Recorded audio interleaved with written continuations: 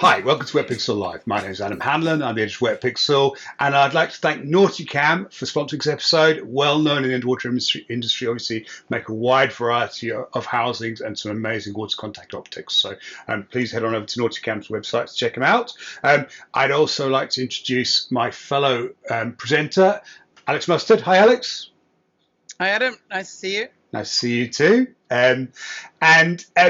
We thought we'd touch on one of the, or I thought I'd ask Alex about one of the sort of things that people often talk about dive travel, and that really is to ask him whether he feels it's better for underwater photographers to go on liveaboard dive trips or photography trips compared to land-based, resort-based photography trips. So, Alex, which do you think is better for underwater photographers? Well, I think there's two easy dodge the question answers to that. And the first one is it's very destination dependent. There are some destinations where, to be honest, your only real option for visiting them properly is liveaboard. And there are some destinations that there aren't liveaboards there. And in fact, there's really no point of liveaboards in those destinations because of the way the diving is set up and that sort of thing. So I think that was my first thought. The second dodge, which I know you solidly agree with, is in either situation, as an underwater photographer, you're nearly always better traveling with other underwater photographers. Because the reality is, even the best liveaboards, if that, they will always run an itinerary based on what the average diver on board wants. And if the average diver isn't an underwater photographer, you can be on the best liveaboard in the best destination, and you won't get the diving you want. Alternatively, you can be in maybe not the ideal boat or shore-based setup, but if the whole thing is buzzing to the tune of underwater photographers, you will have the most productive trip ever. So I would say that that's far more of an important. But let's say those things are equal for the rest of this discussion, and it's a photography-friendly trip on either.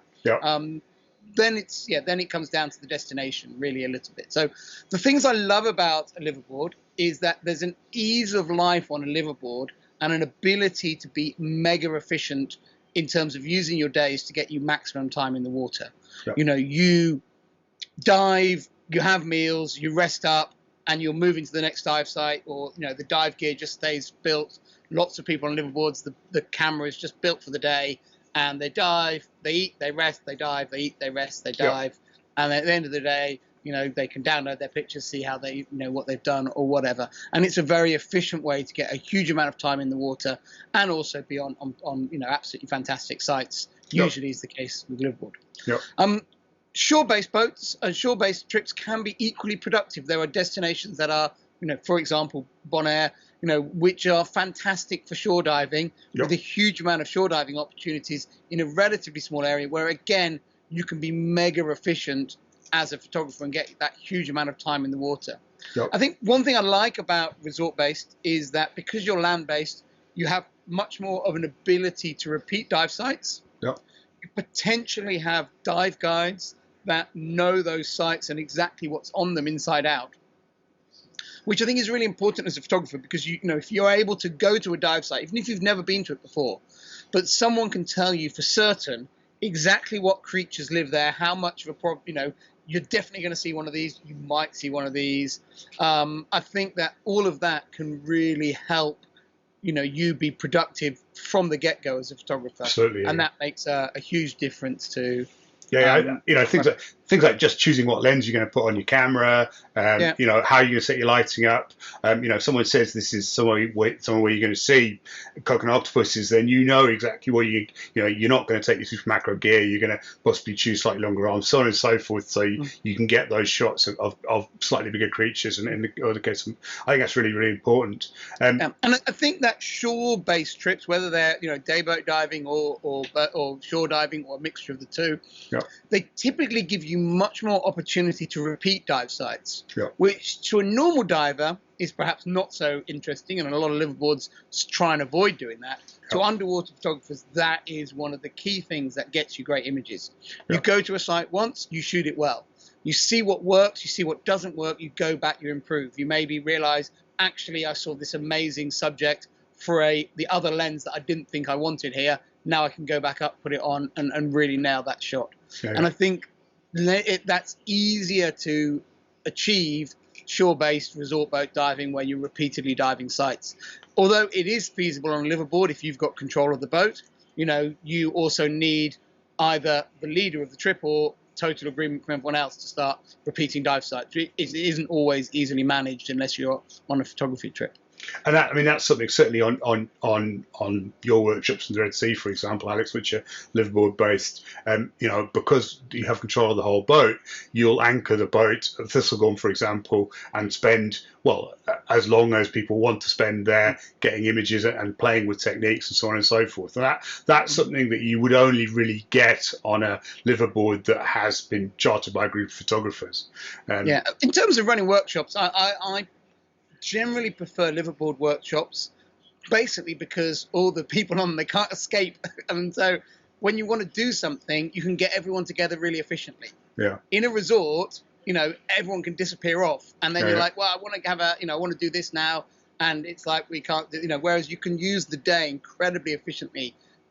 On those Red Sea liveaboard trips, we do 4 dives a day. We might do 3 lectures on some of the days in between them, maybe short ones. And you can get all that done. You can get the briefings done. You can be mega efficient and, do big, long dives and still have plenty of day without the day. The day feels busy, but doesn't feel rushed. Yep. Whereas you start, and I do it on some of the workshops to do 4 day dives on during the day. So before sunset, resort based. It's you feel go. Yeah, busy. Even when the diving is right in front of the resort. But I have to say, it is so varied location to location. Yeah. There are resorts which I visit a lot. For example, in the Philippines, in Indonesia, where they have got amazing dive sites, 1 or 2 minute boat ride from the resort. Yeah. And because they have lots of staff, they have very good service levels. They can have all the gear on the boat, checked, ready to go. And you literally, and then it's a super efficient thing. People just pull their wetsuits on and you're off and you're in the water and it's great.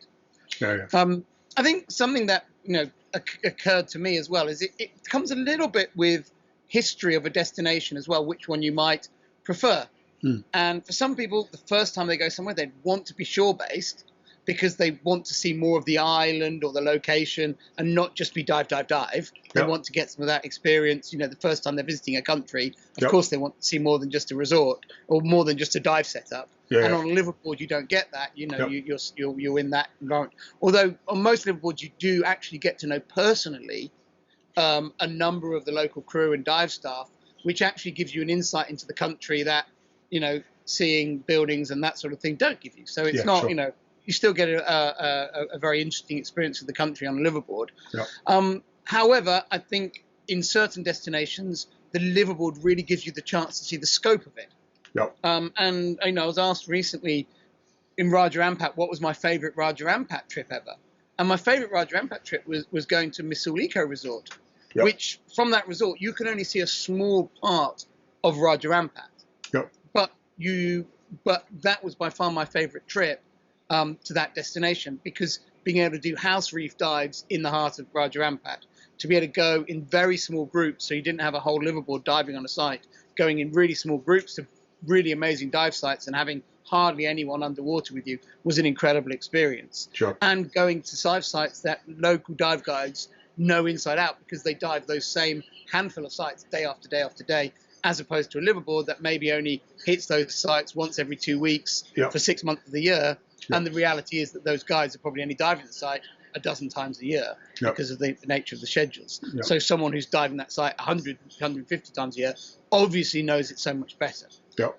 And so, but I have to say that I wouldn't have maybe enjoyed Missoul Eco Resort as much had I not done so many liveaboards to Raja Ampat before, because I think if I'd gone to that resort, I thought, this is amazing, and every single dive is amazing, but I'm not seeing the whole of Raja Ampat. And one of the things about some of the destinations liveaboards visit, whether it's Galapagos, Raja Ampat, any of these amazing destinations, Komodo trip's another great example. Yep. It's not just about the diving in one area. It's about seeing very different habitats, very different types of diving across a wider area. And that's not easy from a resort. And getting different photographic opportunities as well. Missoul has a wonderful and very varied photographic potential opportunities. But yeah, I was going to sort of echo that, Alex, and say basically that I think if I hadn't done Roger Rampas on a liveaboard, I think I wouldn't be disappointed in Missoula. That's completely incorrect. I'd be very happy with Missoula, but I'd probably feel like I was missing out on something.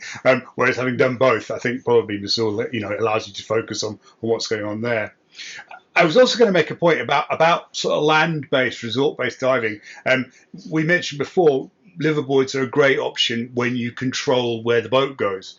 If you're not in that position, so for whatever reason, you're traveling in a small group or you're traveling possibly just you and a buddy, then, in many ways, then often land-based can be a good option because then you take control back of where you're going to dive and how you're going to set it up. Now, that would obviously often be shore-based diving. So somewhere like Bonaire that you mentioned earlier, which has a vast amount of shore-based diving, is a really good example of that, where you and a buddy can go and you can dive the same dive site all holiday if you want to. It's up to you. And that is often a better option than being sort of forced into this area where you've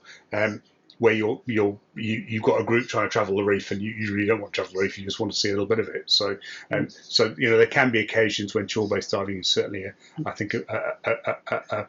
land-based diving is probably a better option, but that would typically depend when if you're in a bigger group, then it may well be worth looking into chartering a boat to do it. So yeah, I think one other difference that I definitely find with them is a security thing, in that some places you visit, the resorts are very isolated, there's really zero security risk. In other parts of the world, actually resorts are on busy tourist beaches, and you are, as an underwater photographer, often traveling with a large value of equipment with you. And I think there is a peace of mind that comes to stepping on a liveaboard and knowing that basically nothing's going to wander off because you're all stuck on a boat together for a week. And then obviously, in our situation, you're normally with your own group. So that's also an additional reason why, you don't even have to cross your mind about that. Whereas, in resorts, you're locking rooms, can be concerned about cameras when you're going out for dinner. Did I make sure I close the curtains for the windows of the balcony or whatever, because you're aware that you've got all this high value stuff in places that are potentially not designed to be super secure because they're holiday villas. I did a recce trip to Sudan in the mid-90s where it was land-based. There were gunfights going on outside the hotel. So I wouldn't mind going to Sudan again on a liveaboard. I'm not sure I'd be that keen to do it again on land. But I think, ultimately, though, for me, the big overriding factor is I love both. I continue to run trips on both, and it's about choosing which is better for the destination in terms of the diving and the opportunities that destination comes. And that, for me, is the first pull. There are certain destinations there's really no point being shore-based, and there are certain destinations there's no point being liveaboard-based because you're just going to be doing the diving right in front of dive resorts, and you might as well have the luxury, the space, the better services of a dive resort in that situation in reality. And I think critically, discovering a little bit about how photographer friendly a resort or a liveaboard operation is really important. This is a really good place to jump on the Wetpixel forum, get on there, ask about places because there's a vast pool of experience there. Yeah, that is very true. Is that there are resorts that are super photographer friendly, and there are resorts where that just haven't got that connection with photographers, and that makes a huge difference to the productivity of your trip, more so than the resort v liveaboard argument. Yeah, very good point. So jump on Wetpixel, have a search around the area you're looking at going on. Fantastic. Thank you very much, Alex. Most productive. Lovely to see you as always. And I would like to thank our sponsor again for this episode, Nauticam. Thank you very much for making this possible. I'd like to thank you all for watching. Please feel free to add any comments or possibly to add experiences you've had with liveaboard or land-based diving, underwater photography trips, and drop us a like if you enjoyed it. Thank you very much. I look forward to seeing you again soon.